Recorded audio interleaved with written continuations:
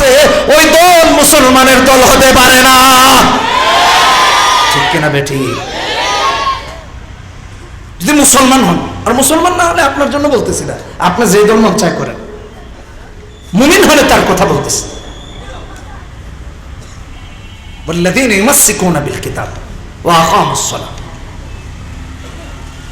নির্বাচনের আগে বলে মদিনা সুন্নাতের দেশ চলবে, আর নির্বাচনের পরে দিয়ে খালি দিল্লি দৌড়ায়। বাস্তবতা, মদিনা সুন্নাত তখন কোথায় গেছে? এটার দাফন দিয়ে দিচ্ছে। বলে হুজুর ভোটের বাক্সে মদিনা সুন্নাত ঢুকাইয়া দিছে, ওটা আর বের হইতে পারতেছে না। আটকানো না, ভণ্ডামি বন্ধ করো। কেউ কেউ বলে ইসলামে নাকি রাজনীতি নাই। কথা সত্য, আপনারা তো রাজনীতিতে ইসলাম এজন্য চান না, তাইলে বোতলগুলা খাবে কেনা? কথা বলেন না কেন? ঠিক কিনা? অর্থ পাচার করবে কে? মানুষ খুন করবে কে? চুরি করবে কে? রাষ্ট্রের হাজার হাজার টাকা চুরি হয়, ওদের শাস্তিও হয় না, এরা পার পেয়ে যায়। আজকে কেউ পার পায়, কালকে কেউ পার পায়। দেশের এতগুলো ব্যাংক দেউলিয়া হয়ে গেছে প্রায়। এগুলো শাইখুল হাদিসরা করছে না? কথা বলেন না কেন? শাইখুল হাদিসরা করছে, আলেম ওলামারা করছে, আমরা করছি। খোঁজ নিয়ে দেখেন না। আমি তো দায়িত্ব নিয়ে বলতেছি, স্বাধীনতার 53 বছরে আপনি এক একজন হক্কানি আলেমের চেয়ে বেশি দেশপ্রেমিক আল্লাহর জমিনে একজনও দেখাইতে পারবেন না। দায়িত্ব নিয়ে বলছি। 53 বছরে প্রতিটা থানা আপনারা তালাশ করেন, হক্কানি আলেম বলতেছি, দরবারি না, হক্কানি আলেমদেরকে দেখবেন রাষ্ট্রের 1 টাকা মেরে দেয় নাই। হক্কানি আলেমদেরকে দেখবেন অস্ত্র চোরা কারবারির সাথে জড়িত না। হক্কানি আলেমদেরকে দেখবেন মাদক চোরা কারবারির সাথে জড়িত না। হক্কানি আলেমদেরকে তালাশ করে দেখেন বিদেশে অর্থ পাচার করে নাই, কানাডার বেগম পাড়ায় বাড়ি বানায় নাই, আমেরিকায় হাজার হাজার কোটি টাকা পাচার করে বাড়ি বানায় নাই, বিদেশে পাচার করে নাই। হক্কানি আলেমদেরকে শুধু তাই দেখবেন না, আজকে 2025 সালে তাম পৃথিবীর কোন শকুন যদি বাংলাদেশের 1 ইঞ্চি জায়গায় আঘাত করে চোখ বড় করে তাকায়, এদেশের হক্কানি আলেমরা সবার আগে আল্লাহর রাস্তায় জিহাদে নেমে পড়বে। যারা রাষ্ট্রের টাকা মেরে খেয়েছে ওরা বিদেশে পালাবে, ওরা থাকবে না। দেশের হক্কানি আলেমরা প্রথম সারিতে থেকে আন্দোলনে নেতৃত্ব দিয়ে দেশের প্রতিটা ইঞ্চিকে সুরক্ষিত করবেন। আমি দায়িত্ব নিয়ে বলতেছি। এই জন্য কোরআন শিখি, সন্তানকে কোরআন শিখাই। ইউমাসসিকুনা বিল কিতাব ওয়া আকামুস সালাহ। কোরআনকে আঁকড়ে ধরেন। বুজুর্গি দেখায় কোরআন না পড়লে অসুবিধা নাই, আমি মনে মনে নামাজ আদায় করি। নামাজ ভাঙার কারণ 19টা, আপনি ছাত্রদের জিজ্ঞেস করেন। প্রথমটাই হলো নামাজের কেরাত অশুদ্ধ পড়া। কেরাত অশুদ্ধ হলে নামাজ হয় না। কে বলেছে নামাজ হবে?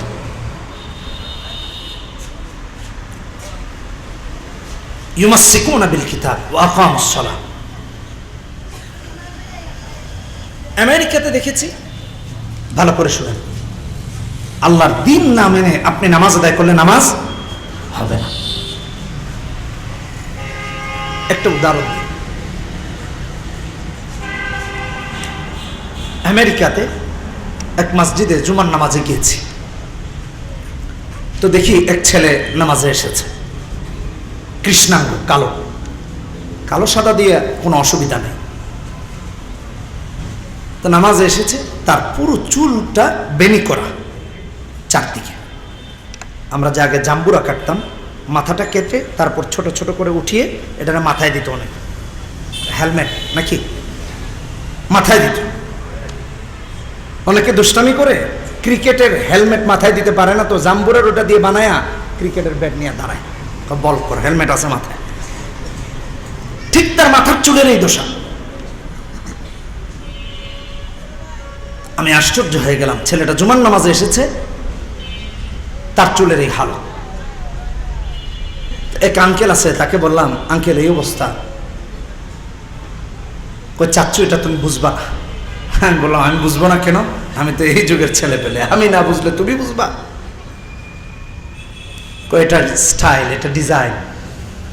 বলে কিসের ডিজাইন? আরে এই এই মাথার যে চুলের স্টাইল করেছে, এটা করার জন্য যে জেন্টস পার্লারে গিয়েছে, ওখানে গিয়ে প্রায় বাংলাদেশের 25-30 হাজার টাকা খরচ করছে। তুমি কি বুঝবা? চিন্তা করছেন? ইন্না লা নুদিউ আজরাল মুসলিহিন। আমার ভাইরা, ছেলেটা নামাজে গিয়েছে, আচ্ছা তার যদি গোসল ফরজ হয় কেমনে করবে? ফরজ গোসল তো সম্পন্ন হবে না, এই নামাজে এসেছে বেকার। ভালো করে বোঝার চেষ্টা করেন, কোরআন সুন্নাহকে বাদ দিয়া নামাজ কবুল হবে না। ইন্না লা নুদিউ আজরাল মুসলিহিন। এক মসজিদে নামাজে গিয়েছি, বাংলাদেশের কথা বলতেছি, আমাদের দেশের এক অঞ্চলের নাম বলছি না, তা না হলে ওনারা যদি শোনে তাহলে বলবে রাফি ভাই শুধু বদনাম করে বেড়ায় আমাদের দেশে। এটা একটা সমস্যা। মাগরিবের নামাজে ঢুকেছি, তো একজন একামত দিয়েছে, যেমন তেমন মেনে নিলাম। যিনি সালাতের ইমামতিতে দাঁড়িয়েছেন, পরনে লুঙ্গি আর শার্ট, উনি প্রথমে দাঁড়িয়েছেন যে মানে ইমাম নাই, ইমামের অনুপস্থিতিতে উপস্থিতিদের মধ্য থেকে একজন নামাজে দাঁড়িয়েছে।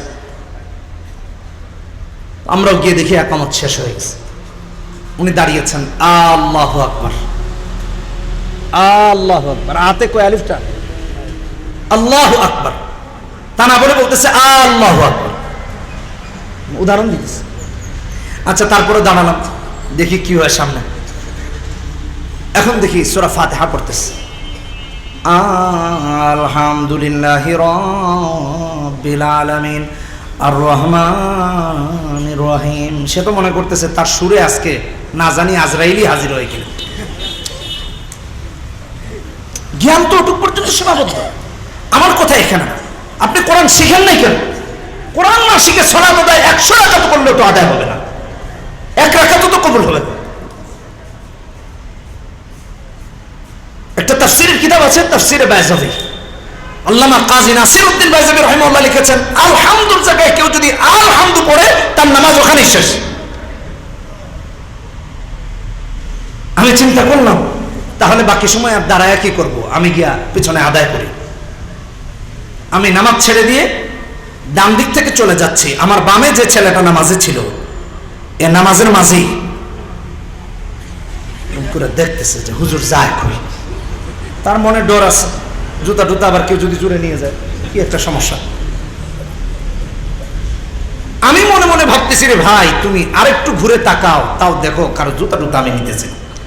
আমার মনে মনে তো আরেক ডর, ও ভাববেটা কি? ইন্না লা নুদিউ আজরাল মুসলিহিন, কি নামাজ! আমার উস্তাদ এখনো বেঁচে আছেন, আমরা মুসলিম পড়েছি, ওনার মসজিদে নামাজে ঢুকেছি, দেখলাম যে সালাত আদায় হচ্ছে। আমাদের বাসা যেহেতু পুরান ঢাকায়, সো এই মসজিদে 101টায়, ওই মসজিদে 1:30টায়, আবার এক মসজিদে 1:45টায় জামাত হয়, যাতে করে সবাই জামাত পায়, যে মিস করেছে সেজন্য জামাত পায়। এই গলিতে মসজিদের, আর ঢাকা তো হলো মসজিদের শহর, কথা বলেন ঠিক কিনা বেটা, স্পেশালি আমাদের পুরান ঢাকা। তো আমি সালাত আদায় হচ্ছে, আমি ঢুকে গেছি, ঢুকে দেখি এক ছেলে রুকুতে আছে, ওই কাতারের শেষে যে আছে, পুরা কাতার তো ভরে নেই। এই বাবারা বসো, তোমরা উঠাউটি করতেছো কেন? কই যাবো? মিটিং টিটিং আছে নাকি সরকারের সাথে? বসো। তো দেখি হাতের রুকুতে গিয়ে হাতের বগলের নিচ দিয়ে এভাবে দেখতেছে জুতার বাক্স, ওই কোনায়। তো আমি চিন্তা করলাম কি ব্যাপার, এভাবে জুতার বাক্স দেখে কেন? আর ঠিক ওই মুহূর্তে গিয়েছি আমি জুতা রাখার জন্য ওই বাক্স, জুতার বাক্সের সামনে গিয়ে দেখি একজন কাঁচা পাকা দাড়িওয়ালা, কয়েক সপ্তাহ শেভ করে নেই, এমনি শেভ করে, সাদা কালো দাড়ি, দাঁড়ায় আছে, মোটা সোটা একটা মানুষ, শার্ট পরা, লুঙ্গি পরা। আমার সন্দেহ লাগলো যে ছেলেটা এদিকে তাকালো কেন, আর এ লোক নামাজ বাদ দিয়ে এখানে দাঁড়ায় করে। স্বেচ্ছায় তো আর নিজের জুতাখানা তারা দিতে পারি না, কিরকম ঠিক কেন বেটে। তো দাঁড়িয়ে আমি একটু চিন্তা করতেছি, তার আপাত মস্তক দেখি পেটটা অনেক উঁচা। মহিলা মানুষ হইলে নাইলে কোনো একটা যুক্তিতে মানা যায়, বিভিন্ন শ্রেণী পেশার ছেলেদের বাচ্চারা আছে, আর বেশি বলতেছি না, যারা বুঝেছেন। এর পেটে তো মোটা কেন? আমি তার দিকে তাকিয়ে কিছুক্ষণ দাঁড়িয়েছি, দাঁড়িয়ে সাহস করে এই হাতটা দিছি, তাকায় দেখি এখানে জুতার ফিতা টিতা বাঁচতেছে, ধরছি। এখানে দেখি কোমরে একটা কায়তনের মতো আছে, আর এটার উপর দিয়ে লুঙ্গিটাকে একটা অংশ বিশাল বের করে দিয়ে এটার মাঝে জুতা ঢুকায় আর সবগুলা এখানে গুছায় রাখছে। ধরছি যে এই জুতা টুতা, কই হুজুর মাফ করে দেন, আর জীবনে মসজিদে আনবো, মসজিদের আর আশেপাশেও আসবে না। আল্লাহ হেদায়েত দান করুন। আমাদের অবস্থায় ইন্না লা নুদিউ আজরাল মুহসিনিন। আমি তারে দেখে শুধু কয়েকটা কথা বললাম, ভাই চুল দাড়ি পেকে গেছে, বাঁচবেনই কয়দিন, আর কয়দিন বাঁচবেন, এখনো চুরি করতেছেন, তাও এরকম ছেঁচড়া মার্কা চুরি, কয়দিন একটা মানুষ হায়াত পায়? আল্লাহকে ভয় করি, আল্লাহর দিকে ফিরে যাই। কথা বলেন ঠিক কিনা বেটা? কোরআন শিখি, কোরআন বুঝি। ইন্না লা নুদিউ আজরাল মুসলিহিন। আলেমদের কথা শুনি, হক্কানি আলেমদের, দরবারি না। আমি সবসময় বলি দরবারি না, কেউ কেউ আছে খালি দরবারে দরবারে দৌড়ায় উচ্ছিষ্ট খাওয়ার জন্য। কথা বলেন ঠিক কিনা বেটা? ওটা না, হক্কানি আলেম যারা হকের উপর ছিলেন, আছেন, ইনশাআল্লাহ থাকবেন, তাদেরকে অনুসরণ করি। এটা সব জায়গায় বলি, আজকেও বলতেছি, হক্কানি আলেমদেরকে অনুসরণ করেন, অন্য মানুষকে না। আল্লাহ আমাদেরকে তৌফিক দান করুন। জোরে বলি আমিন, আরো জোরে বলি আমিন। মনে থাকবে না ইনশাআল্লাহ? কোরআন শিখবো তো, কোরআন শিখবো তো। কিয়ামতের দিন আমার ভাইয়েরা, আমার আল্লাহ আপনাকে আমাকে সবাইকে দাঁড় করাবেন। আল্লাহ বলেছেন সূরা ইব্রাহিম 21 নম্বর আয়াত, 13 নম্বর পারা 17 নম্বর পৃষ্ঠার প্রথম আয়াত। ওয়া বারাজু লিল্লাহি জামিআ فقال الضعفاء للذين استكبروا إنا كنا لكم تبعا فهل أنتم مغنون عنا من عذاب الله من شيء قالوا لو هدانا الله لهديناكم سواء علينا أجزعنا أم صبرنا ما لنا من محيص। সবাইকে হাজির করবেন। অপরাধীরা যাদেরকে দুনিয়ায় অনুসরণ করেছে তাদেরকে বলবে, আল্লাহর আযাবের মোকাবেলায় আজকে আমাদের কি কাজে আসবা তোমরা দেখতে চাই। যাদেরকে অনুসরণ করে মানুষকে মেরেছেন, যাদেরকে অনুসরণ করে চুরি করেছেন, যাদেরকে অনুকরণ করে অন্যায় করেছেন, অপকর্ম করেছেন, ওই দিন তারা বলবে লাউ হাদানাল্লাহু লাহাদাইনাকুম, কে বলেছে আমাকে অনুসরণ করতে কেন করলা? আল্লাহ নিজেই তো আমাদেরকে হেদায়েত দেন নাই, তুমি আমারে কেন অনুসরণ করেছ?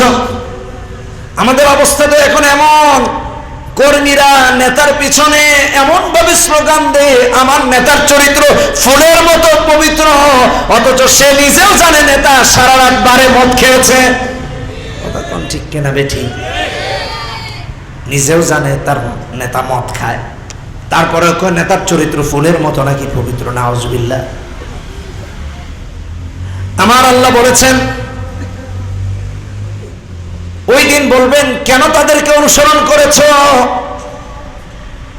বলবে আল্লাহ অনুসরণ তো করেছি। কেন করলা? কি দেখে করছো? একটু নিজেরা নিজে জিজ্ঞেস করো।